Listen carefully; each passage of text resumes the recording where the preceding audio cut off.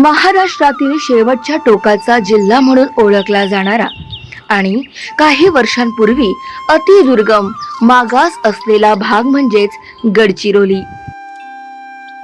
सगळ्यात जास्त जंगल असणारा परिसर म्हणजे गडचिरोली। नक्षल्यांच्या सावटाखाली असणारा जिल्हा आणि प्रशासनाला वेठीस धरणारा जिल्हा म्हणजे गडचिरोली। आदिवासी बहुल व इतर मागासवर्गीय समाजाचं अस्तित्व असणारा जिल्हा म्हणजे गडचिरोली। अशा या गडचिरोलीचा गेल्या काही वर्षात झपाट्याने विकास व्हायला लागला। त्याचं कारण म्हणजे या जिल्ह्याला मिळालेलं एक खंबीर नेतृत्व। त्यांचं नाव आहे धर्मराव बाबा आत्राम। यांची ओळख दिलोका राजा म्हणून या परिसरात आहे।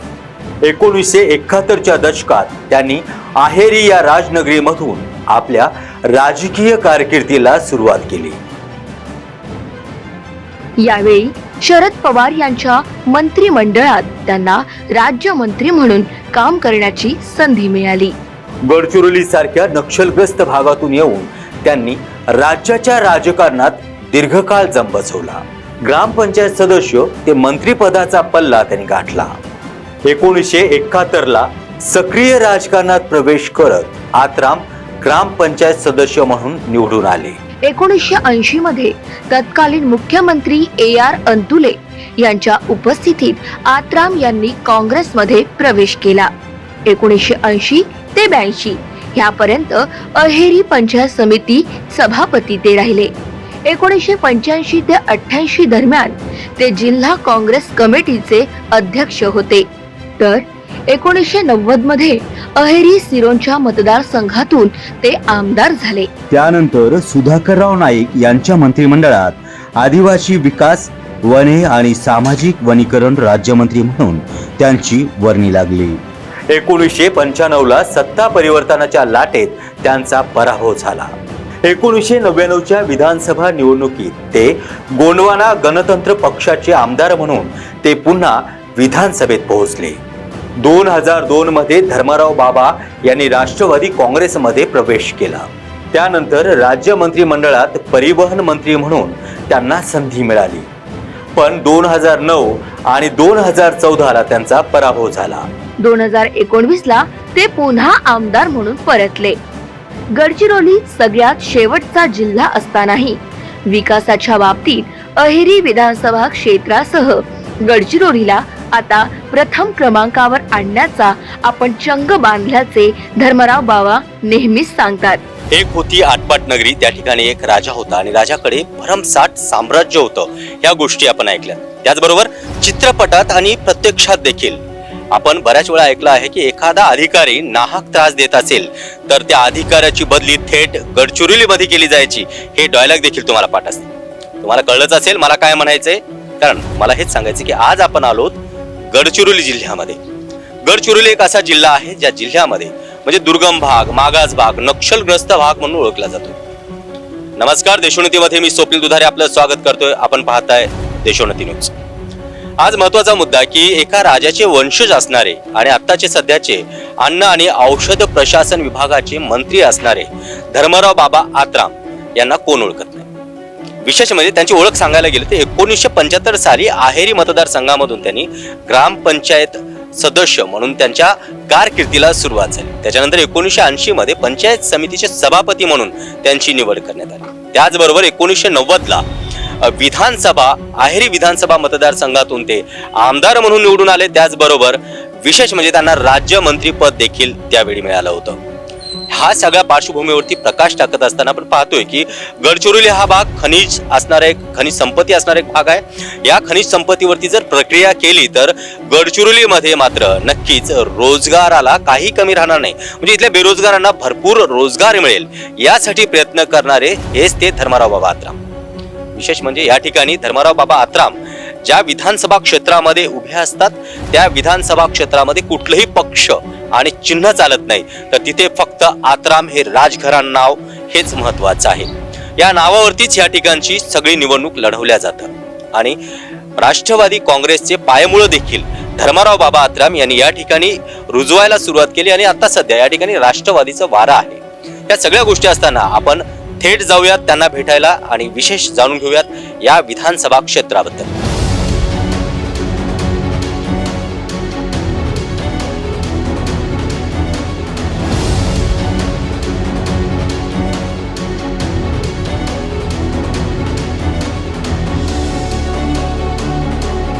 नमस्कार सर, देशोन्नतीमध्ये विशेष म्हणजे आपलं स्वागत आहे. आणि आपल्याला महत्वाचा मुद्दा असा आहे की गडचिरोली जिल्हा हा राज्याच्या अगदी शेवटच्या टोकावरती आहे आणि विकासाच्या बाबतीत देखील तो शेवटच्या टोकावरतीच आहे. पण तुम्ही म्हणताय की हा जिल्हा राज्यामध्ये विकासाच्या बाबतीत प्रथम क्रमांकावरती येत आहे. ते कसं आणि काय शक्य आहे? नाही, आता आजपर्यंत आपला गडचिरोली जिल्हा म्हणजे नो इंडस्ट्री डिस्ट्रिक्ट होता. आता कोणसरीला एक प्रकल्प सुरू झालेला आहे. या अगोदर 2 प्रकल्प सुरू झाले, तर दोन्ही बंद झाले. एक पेपर प्रकल्प वर्षाला, एक पेपर प्रकल्प आपला आष्टीला. आता जे आयर्न ओर आपल्याकडे जे रॉ मटेरियल आहे ते सुरजागड पासून आपल्याला तयार होत आहे आणि जवळजवळ 10 मिलियन टन लोखंड आपल्याला बाहेर येत आहे आणि त्या दृष्टिकोनातून फार मोठा आयर्न ओर आपल्याकडे या फॅक्टरी करता उपलब्ध आहे आणि बाहेर बाकीचं सगळं बाहेर चाललेलं आहे. तर म्हणून आम्ही आता नुकत्याच माननीय उपमुख्यमंत्री देवेंद्रजी फडणवीस साहेब तसंच माननीय उपमुख्यमंत्री अजित पवार इथे आले होते. आपला वडलापेठ गावी आपण सुरजागड इस्पातचं सुद्धा भूमिपूजन केलेलं आहे. ते लवकरच आता 2 वर्षामध्ये ते प्रोजेक्ट पूर्ण होईल आणि सगळं सुरजागडचं जे आयर्न ओर आहे त्याच्यामधूनच आपण इथे सगळं आपण प्रक्रिया करून आपण सगळं तयार करून आपण इथे फार मोठा इंडस्ट्री आपण उभा केलेला आहे. आता यापुढे नो इंडस्ट्री डिस्ट्रिक्ट होता ते आता मिटलेलं आहे, कारण की 2 इंडस्ट्रीज आता इथे आलेल्या आहेत लोखंडाचा. आता पुन्हा आणखीन एक आम्ही इंडस्ट्री आता लवकरच आपण टाकणार आहोत, जे की 2500 कोटी खर्च करून आपला या गडचिरोली विधानसभा किंवा आपला अहेरी विधानसभामध्ये आपण या महिन्यामध्येच भूमिपूजन आम्हाला करायचं असा आम्ही प्रयत्न करत आहोत. कारण की माझं बोलणं चालू आहे उद्योगपतींशी आणि लवकरच हा जिल्हा आणि हा अहेरी विधानसभा क्षेत्र जे बाकीचे 6 खदानी जे दिलेले आहेत ते जर सुरू झाले तर मला वाटते जे राज्य सरकार ज्या 8 लाख कोटी कर्जामध्ये आहे ते पूर्ण रक्कम काढण्याची इतपत ताकद आमच्या अहेरी विधानसभा क्षेत्रामध्ये आहे. गडचिरोली जिल्ह्यातील खनिज संपत्तीवरती प्रक्रिया केल्यास या ठिकाणावरून कोट्यावधीची रॉयल्टी सरकारला मिळू शकते आणि नुकतीच 260 कोटीची रॉयल्टी देखील सरकारला मिळाली असल्याची त्यांनी माहिती दिली आहे.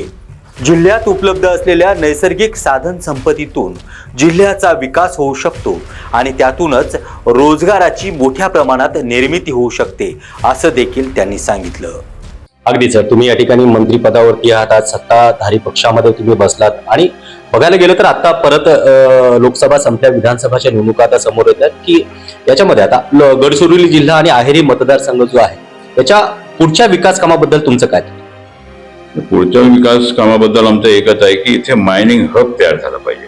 आपला या म्हणजे अहेरी विभाग गडचिरोली जिल्ह्यामध्ये मायनिंग हब तयार झाला पाहिजे आणि एक फार मोठा जे जमिनीमध्ये असलेला मिनरल्स हे काढून कुठेतरी प्रक्रिया झाला पाहिजे, हा माझा उद्देश होता आणि त्या दृष्टिकोनातून या उद्देशामध्ये आपण सफल झालेलो आहोत.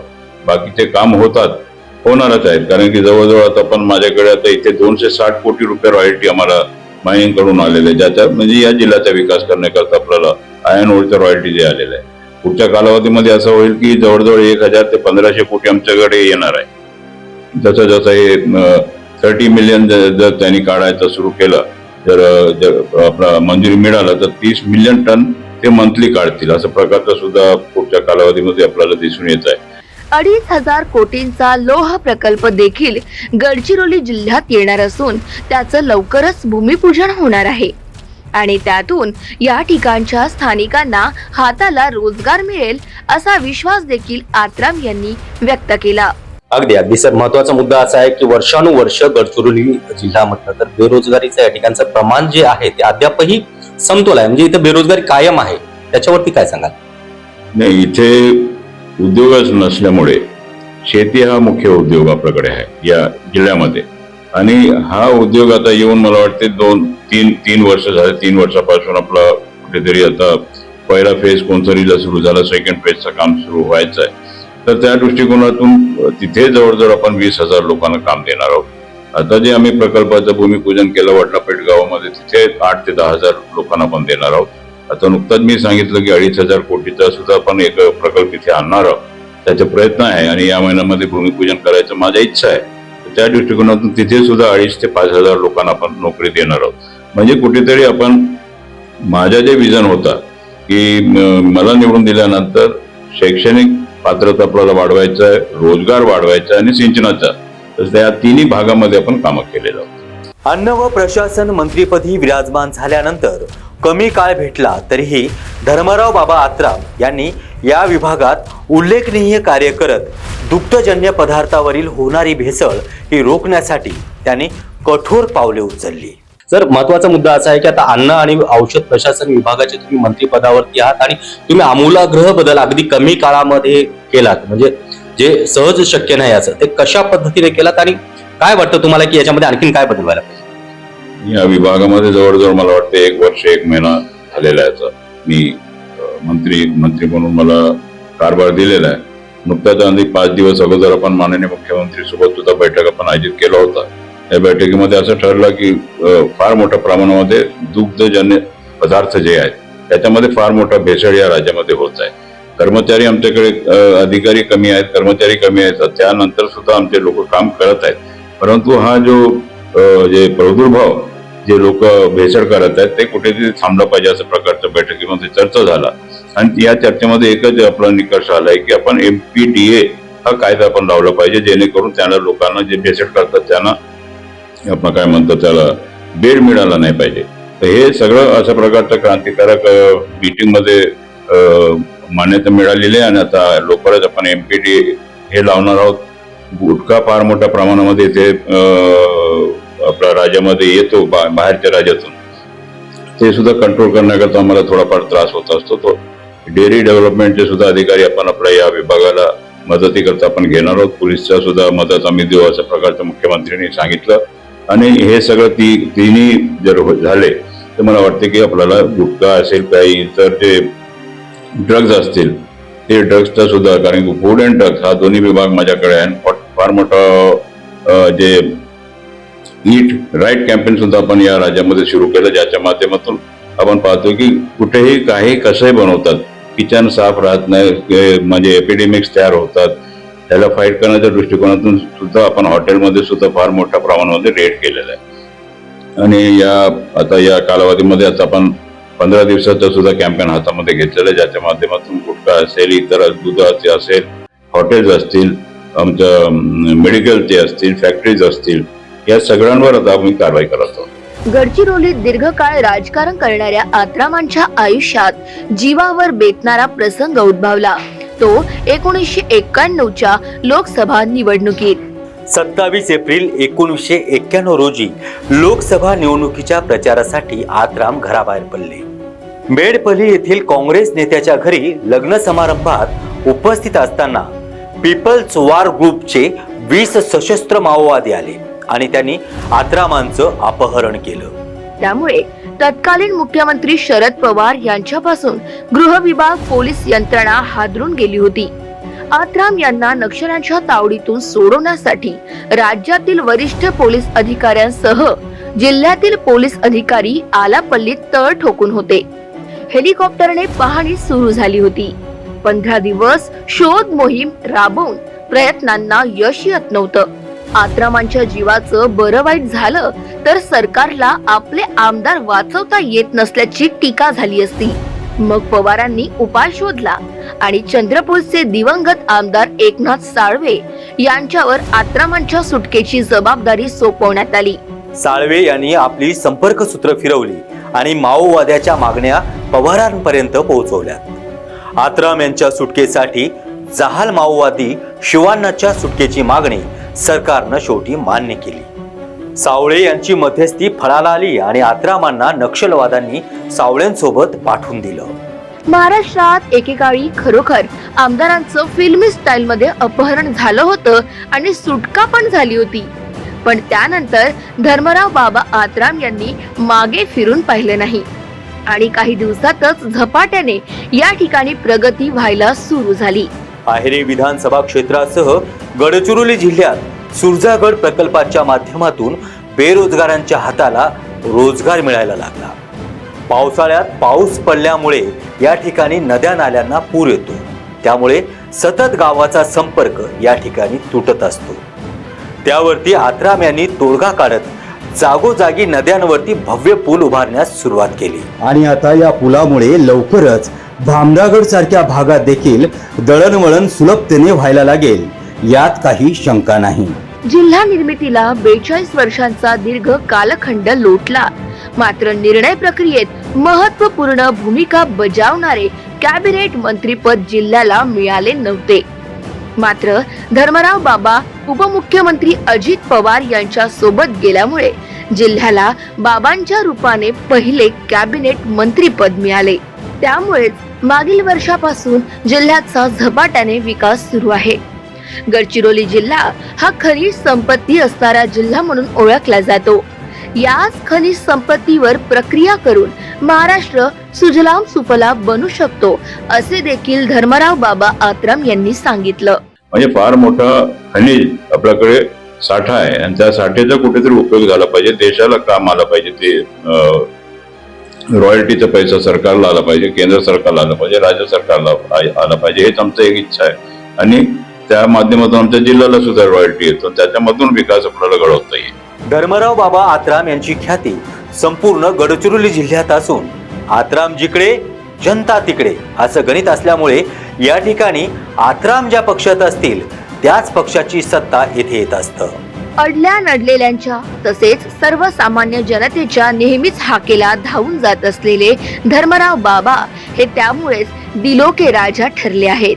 आदिवासींसह जिल्ह्याच्या विविध सांस्कृतिक वैभवात भर टाकणाऱ्या महोत्सवांना आत्राम हे नेहमीच प्राधान्य देतात, त्यांच्यात मिसळतात. त्यांच्यासोबत आदिवासी नृत्यामध्ये देखील ते सहभागी होतात. गडचिरोली जिल्हा हा संपन्न व्हावा म्हणून धर्मराव बाबा आत्राम हे नेहमीच प्रयत्नशील राहिलेले आहेत. मंत्रिमंडळात अन्न आणि औषध प्रशासन मंत्रिपदावर विराजमान झाल्यानंतर महाराष्ट्रात देखील त्यांनी दमदार कामगिरी केली आहे. येणाऱ्या विधानसभा निवडणुकीत जनतेचा कल धर्मराव बाबा आत्रामकडे असल्याचं चित्र या ठिकाणी दिसून येतं.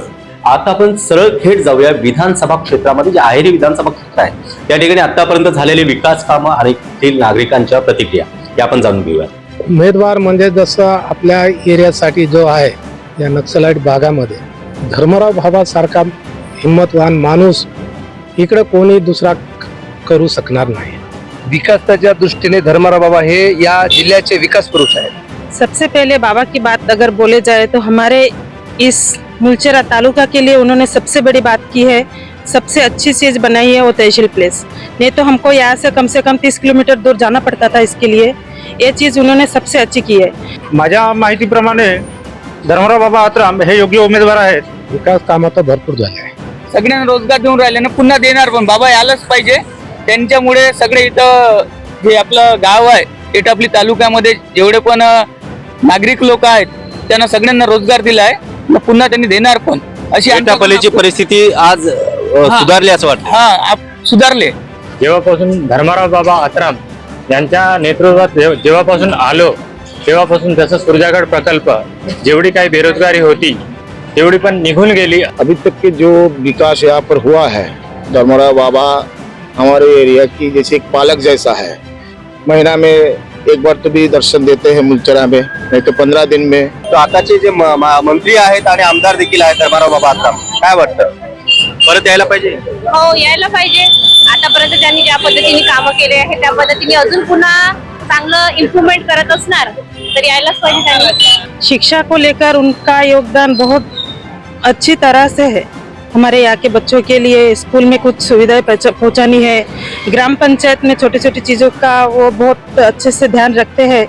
हा जो एकदम नक्सलाईट एरिया आहे तरी तो कामाचे उद्घाटन झाला आणि काम चालू राहील. की या ठिकाणी ही जी बस आहे, बसचे वाहक जे आहेत, चालक जे आहेत त्यांना आपण विचारूया. या ठिकाणी आता तुम्ही हे सगळे एम्प्लॉई आहेत त्यांना कुठे घेऊन जाताय? तोंडापासून तर हेडरी पर्यंत गारमेंट एक संस्था आहे कंपनीची, तिथपर्यंत तिथं हे बाकीचे पूर्ण रोजगार करतात आणि काम मिळालं सर्वांना, आनंदाची बाब आहे. निवडणुकाही जवळ आल्या आहेत आणि विशेष म्हणजे या ठिकाणची विकास कामं कितपत झाले आणि काय होणं गरजेचं आहे? सर आजपर्यंत तर डॉक्टर राजे धर्मराव बाबा आत्राम राज्याचे अन्न औषधी प्रशासन मंत्री तसेच या अहेरी विधानसभा क्षेत्राचे आमदार जेव्हापासून मंत्रिपदाला आलेत त्यांनी आजपर्यंत अहेरी विधानसभा क्षेत्रासाठी 5 कोटीचे विविध विकास कामे केलेले आहेत. धर्मराव बाबा आजच्या दृष्टीने त्यांचे वजन जास्त आहे. काय वाटतं तुम्हाला येत्या विधानसभा निवडणुकीच्या पार्श्वभूमीवरती या ठिकाणी बरेचसे उमेदवार इच्छुक आहेत, तुम्हाला काय वाटतं कोण उमेदवार इथे निवडून यायला पाहिजे? इथे कसं आहे, माननीय धर्मराव बाबा आत्राम साहेब, डॉक्टर माननीय धर्मराव बाबा आत्राम साहेब यांनी जे काही जेवढे काही असेल कामं केले असतात ते मंत्री पदामुळे आले त्यानंतर ते जे करून राहिले कामं ते असे उत्कृष्टपणामुळे हे कामं करून राहिले आहेत. मुलचरावासी बोले कहीं पर बोले, बाबा एक ऐसा नेता है कि जमीनी से जुड़ा हुआ है. अभी तक के छोटे उम्र से देखा हूँ बाबा की जो रोल मॉडल है वो गाँव जनता के प्रति है. येणाऱ्या विधानसभा निवडणुका आहेत, या ठिकाणी तुम्हाला काय वाटतं की कुठला उमेदवार तुमच्या मनातला आहे? जसं अमरीशराव आत्राम आहेत, राजा अमरीश आत्राम आहेत, त्याच्यानंतर बाबा आत्राम आहेत, त्यांच्या व्यतिरिक्त बरेचसे इच्छुक उमेदवार आहेत. तुम्हाला काय वाटतं कुठला उमेदवार तुमचं काम करू शकतो? बाबा आत्राम ठीक आहे. सगळ्यात मोठा समस्या म्हणजे 33 kV उपकेंद्राचं होतं. आज मंत्री महोदय आपण त्यांनी आज येऊन पेरमिली क्षेत्रात 33 kV उपकेंद्राचे उद्घाटन केले. आज ते काम लवकरच पूर्ण होणार. या ठिकाणचा जो विकास आहे म्हणजे गडचिरोली जिल्हा ज्याला अगदी मागास जिल्हा म्हणून ओळखला जायचा आहे, सुरजागड प्रकल्पामुळे इथे बरेचसे बदल झाले आहेत. आगामी काही दिवसामध्ये आणखीन जास्त लोकांना रोजगार मिळेल काय वाटतं तुला? हो, अजून म्हणजे दिवसेंदिवस वाढतच आहे कंपनीचं काम, वाढतच आहे. रोजगार लोकांसाठी पण रोजगार वाढून असतात आणि पहिली संधी त्यांनाच दिल्या जाते इथे. बाबांना जेव्हा राजकारणात आले ते आज जवळपास 35 वर्षाच्या वर झाले आणि त्यांनी जेव्हापासून आमदार बनले तेव्हापासूनच या एरियाच्या विकास कामं सुरू झाले. बाबा लड़ाई करके जो तालुका मुलचरा में बनाए, तब से पंचायत समिति, रुग्णालय जो हमारे अभी आज मुलचरा में 30 करोड़ के ये आदिवासी महामंडल के तरफ से अपने को जो आदिवासी महामंडल के जो आश्रमशाला बना रहे एकलव्य, ये बहुत बड़ा उन्नति का काम है. धर्मराव बाबा मला वाटते की रोजगाराची संधी, चांगलं शिक्षण आणि व्यवस्थित रस्ते मुलचेरामध्ये अजून पुन्हा व्यवस्थित व्हायला पाहिजे आणि त्यानुसार म्हणजे रोजगाराची संधी जर वाढवून दिली तर लोकांचा विकास नक्कीच. मागील निवडणुकीत मी आश्वासन दिले होते की निवडून आलो तर शिक्षण आणि रोजगारांच्या संधी मोठ्या प्रमाणात निर्माण करेल. आज मला सांगताना आनंद वाटतो की अहेरी विधानसभा क्षेत्रासह गडचिरोली जिल्ह्यात उद्योगाचे जाळे विणण्यात मोठ्या प्रमाणात यश आले आहे आणि त्याचप्रमाणे भविष्यात गडचिरोली जिल्हा हा इंडस्ट्रीयल हब म्हणून ओळखला जाणार असल्याचेही त्यांनी देशोन्नतीशी बोलताना सांगितलं. त्यामुळे येणाऱ्या निवडणुकीत धर्मराव बाबा आत्राम यांचा विजय हा निश्चित आहे, यात काहीच शंका नाही.